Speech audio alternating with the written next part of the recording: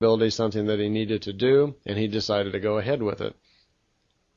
He also, at the age of 7, was probably kind of fascinated by this man and this ship and all that was going on, and could also probably have seemed rather childlike to him, like, of course, let's play. So at any point, he went on with it.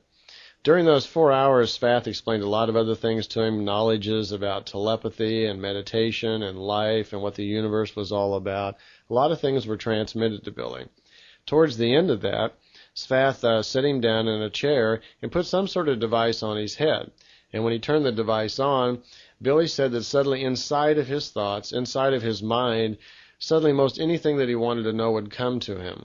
He was kind of overcome with a feeling of well-being, like he wanted to help people, cure other people. He could suddenly think of the future and see projections. He felt very prophetic, very clairvoyant.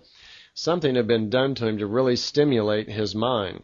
It's quite possible at this point something had been done in his mind to alter it, perhaps even grow extra neurons to store information. Later we're going to learn, and I'll tell you a little bit more about it, how information and wisdom from your spirit is stored in the brain. And we'll see that at the age of 7, this is probably what was done to Billy.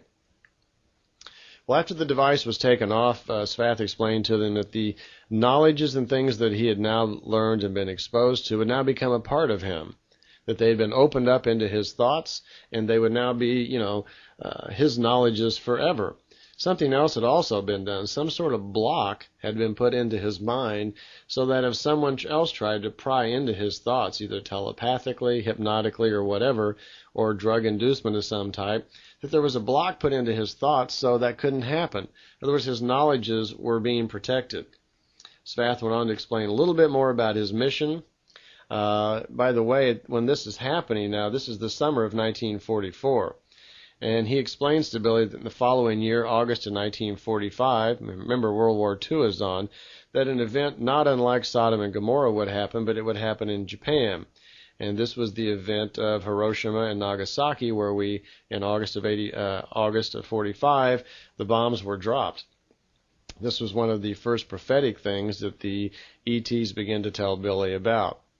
Okay. Well, after that 4 hours, Billy was returned down to Earth. He never saw Svath again.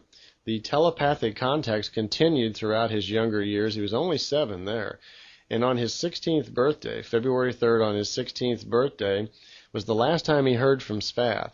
Svath's voice came into his head at that time on his birthday. It was very weak, very old, and kind of feeble sounding, but he'd grown quite accustomed to it at that point. The voice died out and disappeared, and that was the last time he ever heard from him. It was only a couple hours after that a new voice came into his head. The new voice had a feminine sound. The new voice said that her name was Ascot, and that she would be taking over his education. She knew Svath very well, and that from now on she would be coming into his thoughts, and his education now would be stepped up.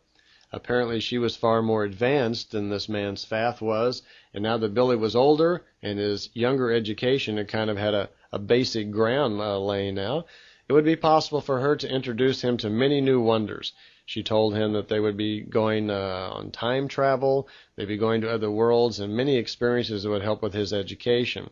Now remember, this is only 16. In the contact notes, the information about his travels with Ascot and so forth aren't down till several books off into it.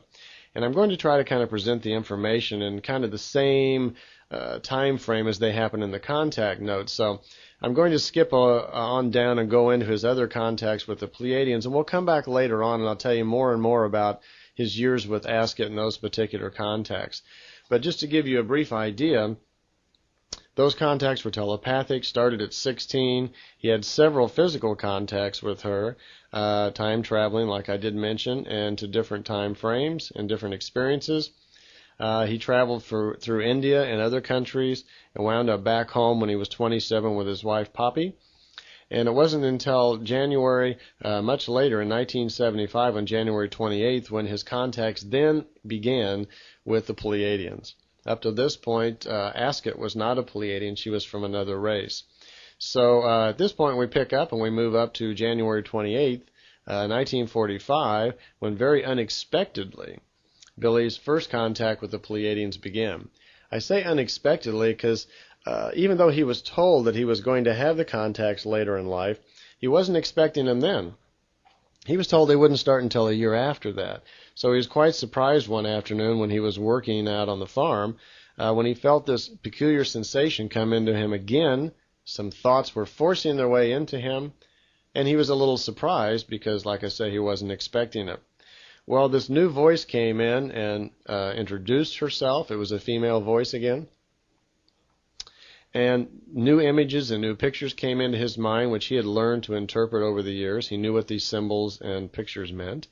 He knew they were coming, and he was being directed to get on his moped, bring his camera, and she was directing him to a particular site. He was about to have his first contact with a new teacher. Well, Billy hops on his moped and proceeds to follow the information that's coming to him in his thoughts. And it turns out he's got quite a ride to go. He starts riding through his local village, and people are looking out the window and watching him. And Billy has already earned a reputation around, for being a rather unique person, just throughout his childhood and his teens and so forth, always having these strange experiences and missing so much and being thought of as kind of a troublemaker. He already had, kind of rather odd looks from people when he would drive through the village. Today, if they only knew what he was going to, they would really have some interesting looks for him, because he's on his way out for his first contact. The telepathic transmissions that come into him, he keeps feeling this cooling sensation on his forehead, by the way, that always lets him know that thoughts are going to be coming from them. He drives his moped out, and he's actually almost an hour away before he gets to the location that he's been led to. When he gets there, he gets off his moped and he notices that there's a truck on the other side of the road, is parked aside of the road. Apparently who's ever driving the truck had wandered off into the forest. It was a German truck, judging from the license plate. Billy waited a few minutes and he had his camera with him. And then he felt something was about to happen, which it did. It only took a minute or two, and this silver disc-like object appeared, comes swooping down out of the sky, completely quiet, and was floating just a couple 100 meters behind the truck over the trees. Well, Billy grabbed a picture real fast. He knew from previous experience that these things move very quickly and usually disappeared, and it was very hard to get a picture of them. So he snapped a picture right away as fast as he could before it disappeared. The ship floated around a little bit and then kept moving away. And a little farther down the road, Billy snapped another picture. Then suddenly the ship kind of shot away. Billy got on his moped. He was again led to move down the road, which he did a few 100 yards down the road. Parked his moped again, and noticed down the road that the German truck was moving away, and he was now left alone out here in the forest. He noticed a minute or two later that the birds were taking flight. Animals all over were, somehow sensing something was going to happen, and they took off. Well, the silver disc reappeared, and this time it came down very gently and set down on the ground. Well, Billy snapped another picture of it and started walking towards it. He said in his own words he was feeling rather cheeky, and he was very comfortable about this. He was actually getting kind of excited. He started walking towards the ship, trying to take another picture.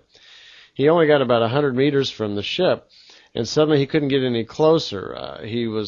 His progress was blocked by some unseen force. Some sort of energy around the ship was keeping him from getting any closer, and he couldn't move in. It was very gentle. He said it was like wind. You would move in. You didn't feel wind, but you just couldn't go any farther. It would just push him back very gently. So he sat down underneath the tree and wait, because he was quite sure that someone would come out of the ship, and they did. It was only about a minute, and he noticed someone coming from behind the ship and walking towards him. He immediately noticed their clothes. They had on kind of a tight-fitting type of jumpsuit, and he was quickly reminded of like an elephant skin that he had seen at the zoo. That's how he described the clothes that this person had on. As the person got closer, it became apparent that she was a girl.